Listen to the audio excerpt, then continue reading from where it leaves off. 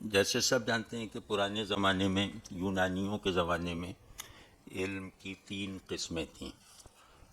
تو ایک آنٹولوجی تھی یعنی وجود کا علم، ایک کازمولوجی تھی یعنی کائنات کا علم، ایک سائیکالوجی تھی یعنی انسان کا علم۔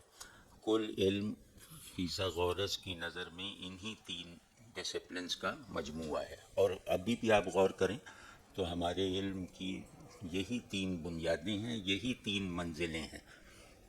تو کبھی آپ اس نظر سے اقبال کو دیکھیے کہ اقبال علم کی تشکیل اور تکمیل کے ان تینوں جواہر کو حالت کمال تک پہنچا کر اپنے اندر رکھتے ہیں۔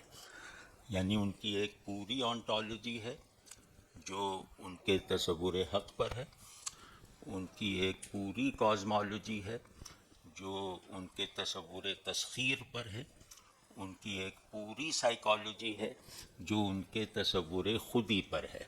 تو اگر ہم ان 3 آئیڈیا، اقبال کے بارے میں ایک بات کہنا بہت،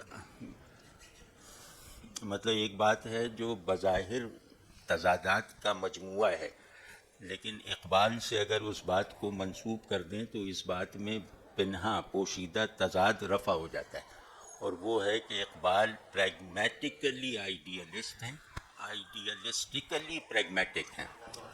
تو یہ اس پہلو سے اگر آپ اقبال کو دیکھیں، اور بڑا ذہن یا بڑا آدمی وہی ہوتا ہے، تضادات چھوٹے ذہن کی ایجادات ہیں۔ جتنا بلندی پیدا ہوتی جاتی ہے اتنا تضادات حل ہوتے جاتے ہیں۔ تو اقبال نے یہ جو پرسپیکٹو کا تضاد ہے نا، اس کو حل کر کے دکھا دیا کہ وہ ہسٹوریکل آئیڈیلزم کے آدمی ہیں، وہ پریگمیٹک آئیڈیلزم کے آدمی ہیں، وہ آئیڈیلسٹک پریگمیٹزم کے واحد نمائندے ہیں، وغیرہ وغیرہ۔ تو اسی تضاد سے اوپر اٹھتے رہنے کی جو قوت اقبال کو ذہن اور پیشن دونوں کی یکجائی کے نتیجے میں حاصل تھی، اسی میں انہوں نے خودی کو نقطۂ وحدت بنایا ہے، خدا اور انسان کا۔ یعنی وجود کو روایتی طور پہ نقطۂ وحدت بنایا جاتا تھا، تو وجود کو نقطۂ وحدت بنانے میں جو مسائل تھے، اقبال نے ان مسائل کو حل کیا ہے خودی کو یعنی پوائنٹ آف یونیفیکیشن بنا کر۔ تو خیر یہ مطلب یہ بات میں نے اس لیے کی کہ ان پر اعتماد کیا جا سکتا ہے۔ مطلب ہم میں ایک دوسری خرابی یہ ہے کہ ہم بڑے لوگوں کو دیوار بنا لیتے ہیں، دروازہ نہیں بناتے۔ ہر بڑا آدمی خود کو مسخر کرنے کی دعوت دیتا ہے، ورنہ وہ بڑا آدمی ہے ہی نہیں۔ افلاطون نے خود کو مسخر کرنے کی دعوت دی تو ارسطو پیدا ہوا، ٹھیک ہے نا؟ ارسطو نے خود کو تسخیر کرنے کی دعوت دی تو پورفائرے پیدا ہوا، وغیرہ وغیرہ۔